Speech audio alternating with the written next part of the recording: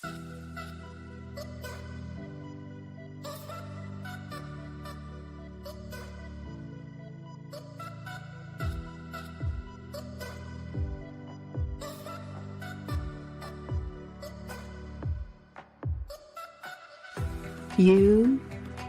or someone you love is a high-achieving executive or entrepreneur.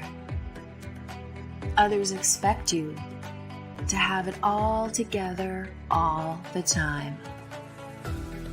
But the truth is this: it takes a tremendous amount of energy and hard work. You've sacrificed a lot and are wondering if it's really worth it. People make changes for one of two reasons: from the rock bottom of desperation or from a point of inspiration. In this new 12-week pilot series, we explore the following themes. Unlock your intuition and unleash your true potential as a high-achieving executive.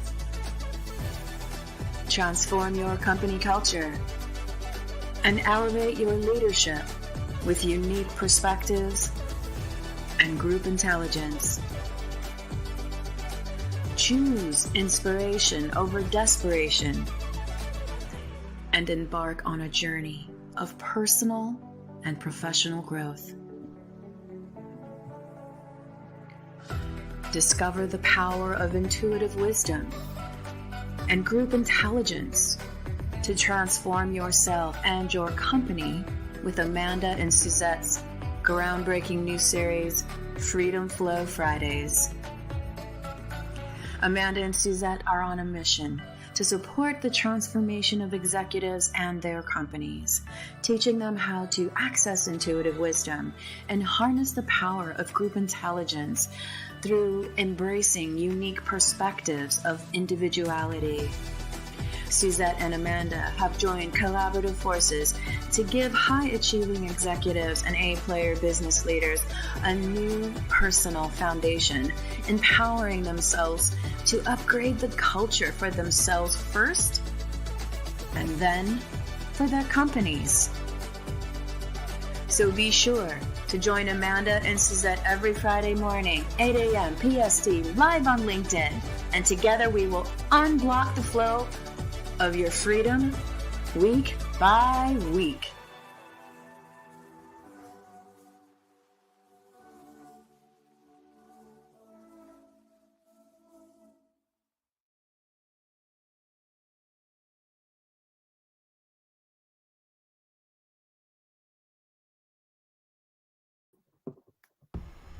Hello, hello. Hi, Amanda. Hello. Hi, Suzette. Hey, everybody. Suzette and Amanda here, back for episode number 10 of the Freedom Flow Fridays. We have 2 more episodes in this experiment, and it's been a really lovely journey. We did take a couple of Fridays off, but we needed to take some time for self-care, but here we are back in the saddle again. And this week we're going to be talking about transforming victim energy, which is a huge topic right now, because we don't know what we don't know, right? We don't know what we don't know. But essentially we have a choice in every moment. We have a choice to choose powerfully or powerlessly. And if we choose to be powerless, we're essentially giving our power away to forces that are outside of us. And that is truly a disempowering place. And I can speak to that experience, and with Amanda's help we're gonna talk about this very important topic, because it is very relevant in this time.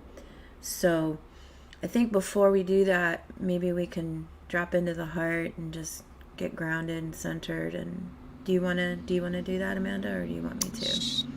You can go ahead, Suzette. Yeah. Okay. So focusing tension in the area of the heart.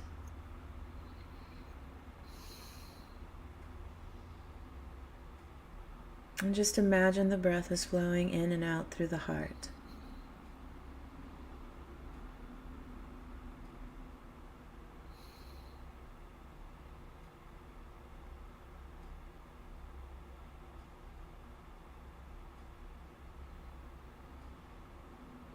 Breathing deeper and slower than normal.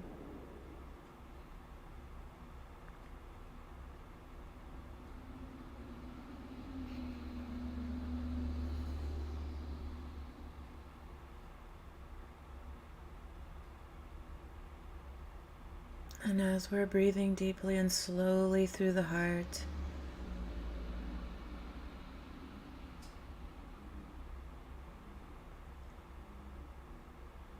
let's activate a sense of gratitude.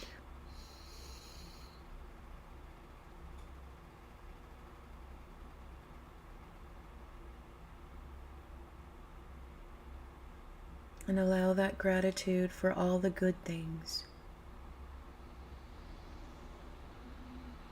to flood our entire being.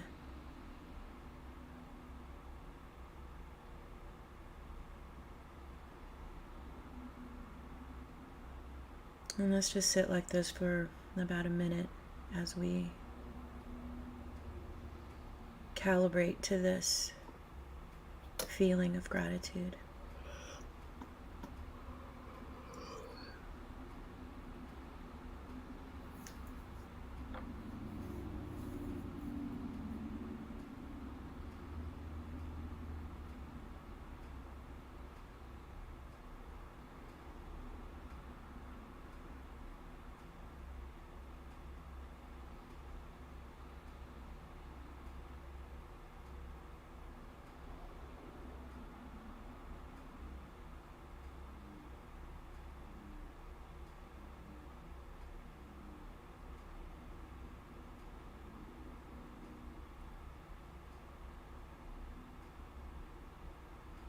And then with one final breath, breathe out, come back to the room.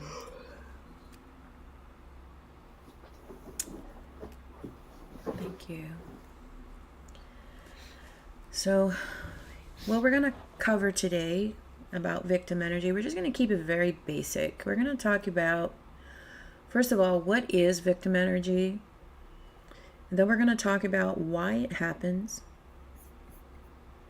And then finally, we're going to talk about what we can do to transform it. What we can do to transmute that victim energy, because the power to transmute is always with us. We always have the power to transform the energies that we are in. So let me just start off with what is victim energy. So Amanda and I, we coordinated on how we wanted to present this, and we felt that most simplest way to define victim energy is it is a state of powerlessness.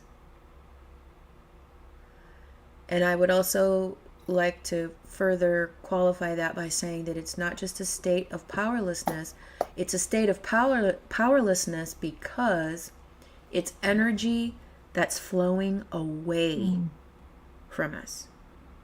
It's flowing either too much into the future, or it's flowing too much into the past, or maybe a little bit of both. But either way, it's flowing away from us. That's when we become powerless. And I don't know if you wanted to add something to that definition, Amanda. Yeah, well, to expand on it just a little bit, and you're absolutely right, the energy is flowing away from us. So we're not using that energy in the present moment. We're giving our energy away. And, I have this concept of vital energy, that we all have the unlimited capacity full of vital energy to live a joyful and fulfilled life. And so conscious choices of what adds to that vital energy and what drains that vital energy is so important. So when we are in a victim mentality, we're draining our vital energy. We're giving our energy away.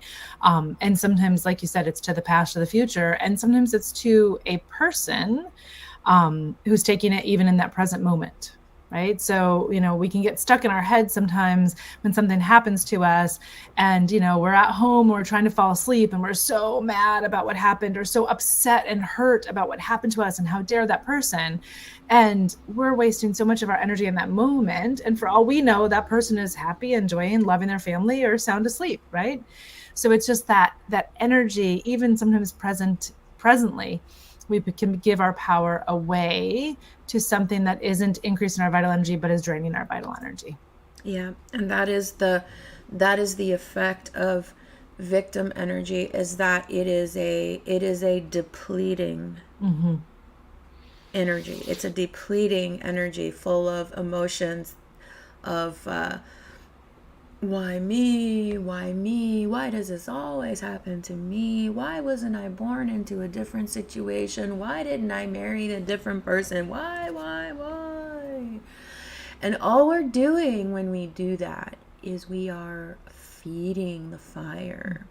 So energy has a momentum, right? When victim energy is present, something is in motion. In the wrong direction, and we have a choice. We can feed it, or we can just stand back, let it be what it's going to be, observe without feeding it, and just call our power back, being present, being with the difficult emotions without making them mean anything, just being with the difficult emotions. And finding something to be grateful for in that moment. It's when we find something to be grateful for that we stop feeding the monster. Because that is what victim energy is. It is an energetic monster that begins to feed upon itself. And I don't know, I know there's a lot of families out there that can probably relate to what I'm about to say.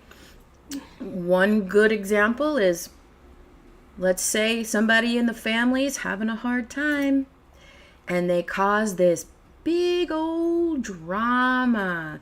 And in that whirlwind, different family members start to get pulled in. And then suddenly this big drama gets bigger and bigger and bigger and bigger. That is victim energy feeding on itself and pulling more energy in. Because the more energy, the bigger it is, the more powerful it is. The thing about victim energy is that as it grows with the force of a hurricane, it's going to have the same devastating effects on the people that are caught in that drama, caught in that collective melee, because that's what it is. It's unchecked chaos, victim energy, and it is very powerful. So for a lot of people who don't feel powerful or who feel powerless in their circumstances, they will often become addicted to victim energy because it's what they know works for them to get their way, even though it's an unpleasant way, even though it's in a hurtful way. People who feel disempowered, who fall into that victim energy, who feel a sense of unhealthy entitlement. You owe me this and you owe me that, and just letting it, blowing things way out of proportion and pulling people in left and right that maybe have nothing to do with it, or maybe they do, or maybe they stepped into it and now they're in it. It builds a momentum that can be hard to stop. And when it grows to a point that it is becoming dangerous, it can grow to the point of violence. Mm-hmm.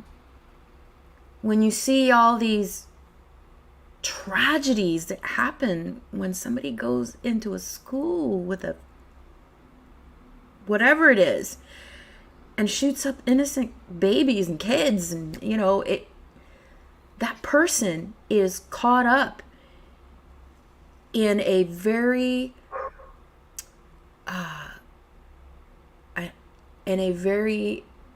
strong, and I don't even know how to describe it, but it's that energy has grown to a point, an unbearable point, that the person just lashes out. Because some people who are in powerless position, they don't think right. And their thoughts are, well, if I'm going to suffer, everyone's going to suffer. And they lash out. So part of the solution is to have this difficult conversation, because for me, I understand victim energy. I was not born into privilege, and my life opportunities were not given to me. I had to earn every single thing that I've accomplished in my life, and it was not easy. But I know one thing. Had I allowed victim energy to take root in my life, I would have gone in a much different direction. I would not have found my allies, because my allies would not have been able to recognize the good that is in here. I would not have found my opportunities, because I would have been too wrapped up in blaming the world around me. And victim energy, for me, it got really dark in my younger years, especially when I didn't understand, when the external world was still defining me. And I was thinking to myself, why am I even alive? Why am I even alive? No one cares. And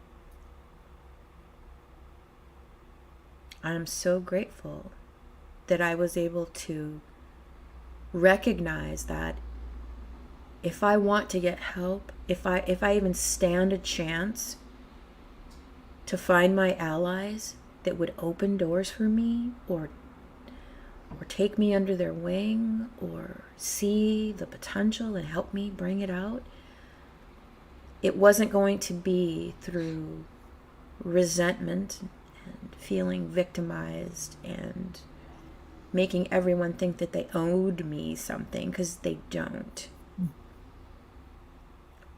I had to walk my journey long enough to realize that the power of change is always in the present. It was always mine. And as long as I kept over-investing energy into the past, or over-investing energy into the future, that I'm giving my power away. And I'm allowing my external environment to define not only who I am, but the kind of life that I'm going to live. And for me, I believe in miracles. I believe that in every challenge, no matter what our eyes are telling us, that freedom that we so crave always starts on the inside. And it was a journey for me to get here, to get to the inside, to find that true freedom. And I still have moments, because we're trauma is a thing that you learn to manage, but it's always in there. It's always in there. And I could say, I could say, oh, my life. Oh, I didn't have nobody cared. I mean, But who am I serving? Is that serving me? Am I helping myself with that, or am I hurting myself? And it comes down to, I love myself so much that when things are going wrong, I know I have to step back. I know I have to let go, step back, and just be for a while to allow the next right step to make itself known. And I know that as long as I'm taking the next right step, that is my point of power.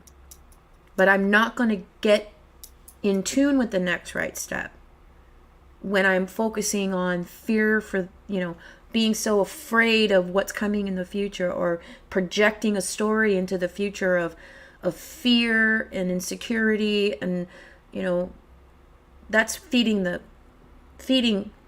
depleting energy into the future, or ruminating on the past and the disadvantage and the lack of opportunities that I had and that I had to work harder to find. It's not fair, but life is not fair, right? Life is not fair. So what is the one thing that I do out of love for myself? Is knowing that I have tools now. It's knowing that if I can just be still, stop doing. When you're in victim energy, we have to stop doing. When we're in victim energy, that is a call to call our spirits back to the present moment and just feel. Feel our toes. Feel the air around us. Focus on being here now. Because I have a bad habit of, I used to really have it bad, and it still happens every once in a while when things just go wrong left and right. When you have one of those days and you start stressing about stuff like money, when you start stressing about stuff like the injustices in the world, we can start to give our power away, and our power starts to leave us. It's going in the future. It's going too much in the future, or we're ruminating and it's going into the past. We're just thinking about the past, and the past is only what happened to us in the past. It doesn't have to define us. Mm-hmm. Our past does not have to define us. We get to define ourselves. And one poem I remember reading, a quote out of a book called The Power Principle by Blaine Lee. I think he's from the Covey Institute. And he quoted Winston Churchill quote that, yeah, he's an old white guy, so what? But his words meant a lot to me, because in the darkest moment, it brought strength. And I want to read it to you right now. So Winston Churchill was, he's a historical figure in the past, and he said, "Never give in, never give in, never, never, never. In nothing great or small, large or petty, never give in, except to convictions of honor and good sense. Never yield to force, never yield to the apparently overwhelming might of the enemy." And I would like to say that victim energy is an enemy. It's not healthy. It is a ball of energy made up of all these depleting emotions: resentment, anger, hate. And where our attention goes, energy flows. And if our attention is flowing in the direction of victim energy and grows unchecked, this is where violence comes from. And a lot of people get hurt, because when somebody is lashing out, They're not thinking about who they're hurting because they're hurting and they want everyone else to hurt. And this is what they do. They lash out. So the key to transforming victim energy is to first recognize when it's happening, recognize where it's coming from, and knowing that all of us, we all have the power to stop it. We all do in any given moment. And I want to give the mic to Amanda and let her chime in. Yeah. So circling back to, thank you so much for sharing your heart, Suzette. I want to circle back to where you started with the why is this happening to me? So why and how are two of the words that keep us as humans so stuck. And, why is one of those words that really will pull us and keep us stuck in that victim energy. So why is this happening to me? Why did that happen to me? Why did that person do this? When we shift the question from why to what can I do with this? What can I be grateful for? It brings us in the present moment. And so when we find ourselves asking why, we want to be cautious, because why is a story, right? And we get to choose the story we tell ourselves. And that story can be set based on our core beliefs. So if we don't have really good, healthy, grounded core beliefs, you mentioned one of yours is miracles. You believe in miracles. So if we believe in miracles, that's a core belief. When we switch the question from that, what can I be grateful for? What is the miracle here? We can see something different from what happens to us, and we can immediately transmute that energy. But when we stay in that why, it tends to take us to a very depleted place. And it's all a story anyway. The having 100% proof of why something happened, it doesn't change the fact that it happened, right? The truth of the matter is, what are we going to do with that? How are we going to use that to empower ourselves and move forward is another way too. So from a core belief standpoint, you mentioned the miracles. One of mine is there's no mistakes. So if I make a perceived mistake, to me, it's a lesson. It's like, what's the opportunity here? What's the lesson here? So my belief, one of my core beliefs is that we're all here to do something very unique and individual. Our soul sent us here with a mission, and it's got to be complete. So when we make mistakes, it just puts some winds and curves in the road. Like, it's still going to lead us to the same place. And when we make mistakes or we have repeated lessons over and over, it's like, okay, how many times are we going to repeat this lesson before we let it land and learn? Right? But that's a key for me, is I don't beat myself up over mistakes. I actually start to look at the lessons, and then I see them coming. I'm like, okay, don't do that again. When are you going to learn this lesson? And sometimes that, when are you going to learn that lesson, gives me the energy and gives me the courage in that moment to make that jump. Because sometimes it's just easy to stay, in that loop. And then also, I think it's a Wayne Dyer quote, life happens for me, not to me. That's another core belief of mine. So if something happens where, I'm going to leave my home and my tire is flat, and instead of like, oh, why did this happen? Oh my gosh, now I'm going to be late. Now I'm going to miss that appointment. It's like, oh, okay, well, thank you. It saved me from something. Saved me from an accident, saved me from something. Maybe I wasn't supposed to be at that appointment, whatever it was. So embracing that core belief of life is happening for me, not to me, really allows me to shift the story instantaneously in the moment and not fall into that victimhood.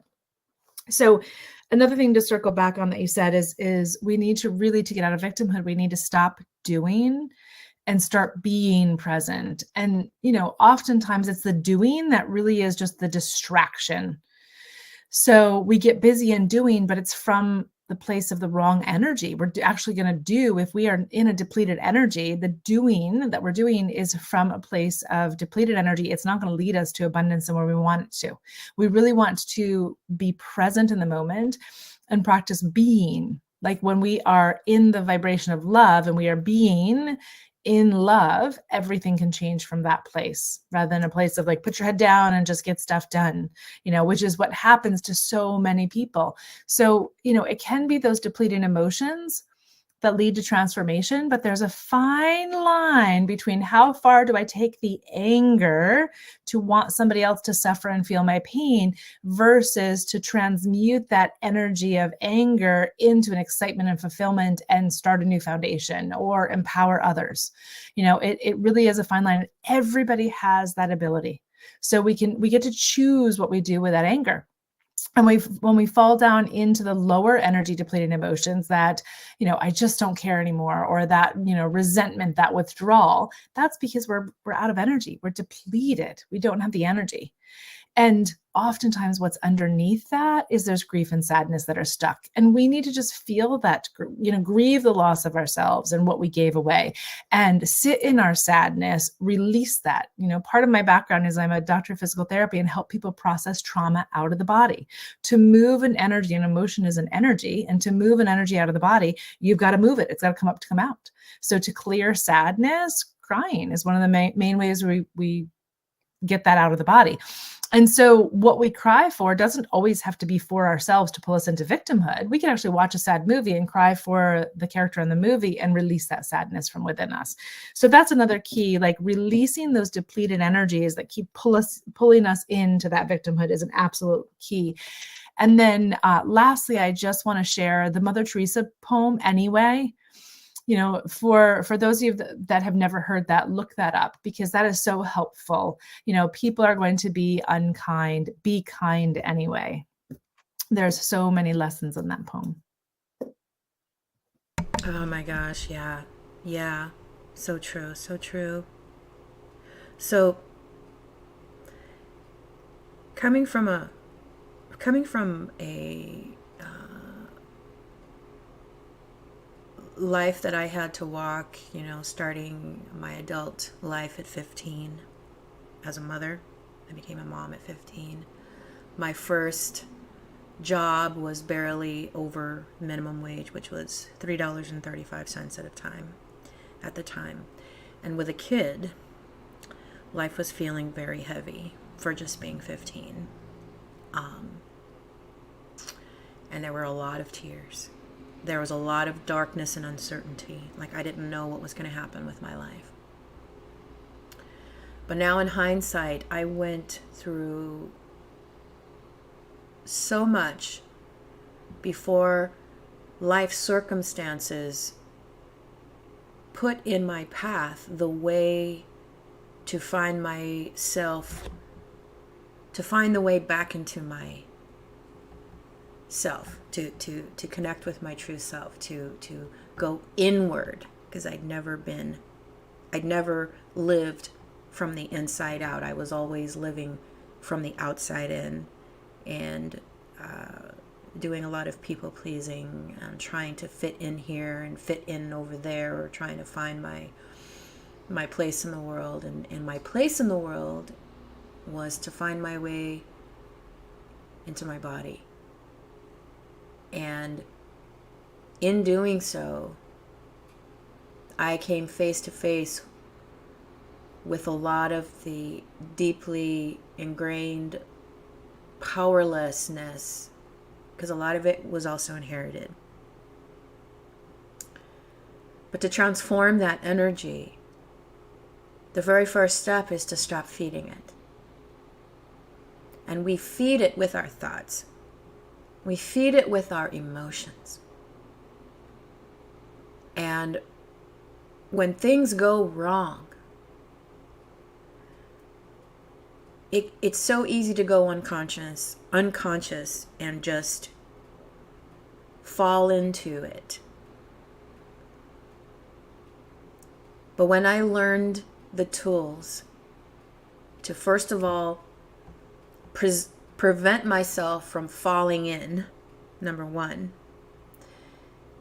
and then also the tools help me to step out of it and just observe what's going on, observe my emotions, observe that this is happening, and then make a choice to just be just with what I have left, to stay quiet and to breathe and to allow the turbulence to die down, because it will,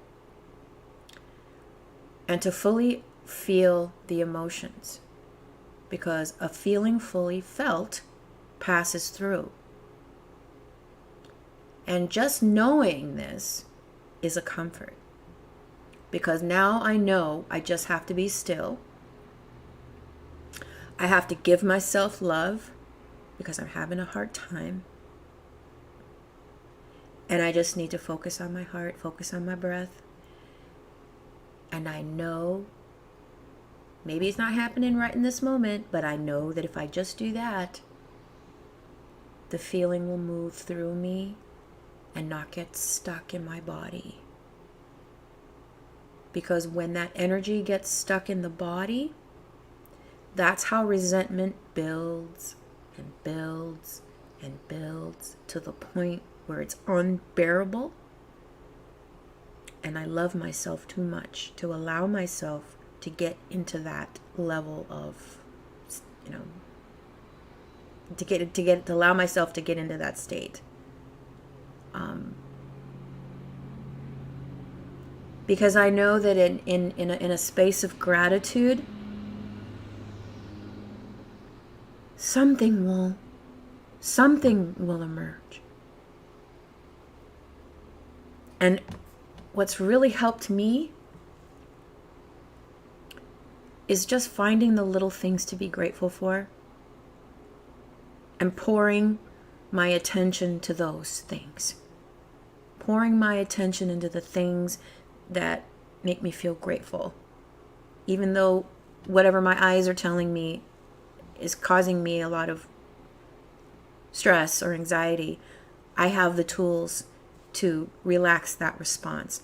I know that if I just stay with it, I know it's going to pass. So it's all this knowing how to manage myself through those times that helps me get through it to the other side. And then when I get to the other side of it, I am that much stronger, that much better. So for me, the very first step in transforming victim energy is making the conscious choice to not feed that energy, to starve it by not giving it more to grow on.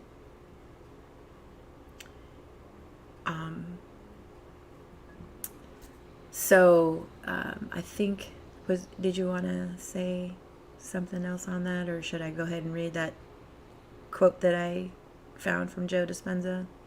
Joe Dispenza? Yeah, let's close out with that. But I just want to highlight what you just said. The key is the awareness of choice. And the other key is having core beliefs, having that, the core beliefs, the self-regulation to fall back on. So if you're not knowing where to start and you're feeling in victim energy, look at what your core beliefs are. See if there's an opportunity to expand them. Look at what the opportunity for self-regulation. There's so many breathing patterns out there. There's so many different self-regulation techniques. That's a really good starting place for people. Because then once you reground the nervous system, then you'll realize you do have a choice. Yeah, the choices won't present themselves so long as we are in the heat of passion or in the heat of whatever's happening.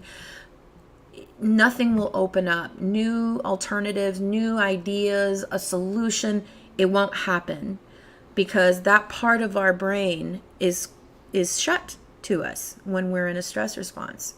So to make it out of that state, we have to do what's necessary, learn the tools, practice, daily practice to build up that resiliency, because it's a daily thing. Just like you don't go to the gym one day and you have muscles the next day. It has to be built up over time. This resiliency, the ability to bounce back from challenges, is so critical in getting through and transforming victim energy into having the strength and the wherewithal and the knowledge to suspend giving it any more energy, calling it back. Because we're most powerful in the present moment. Because in the present is where we can choose a better way, a different way, how to make things better.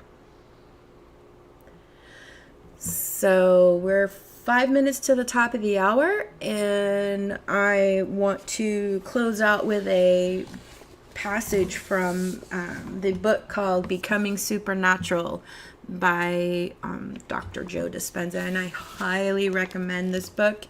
If you or someone you know is struggling with victim energy, and there's a lot of it going on right now.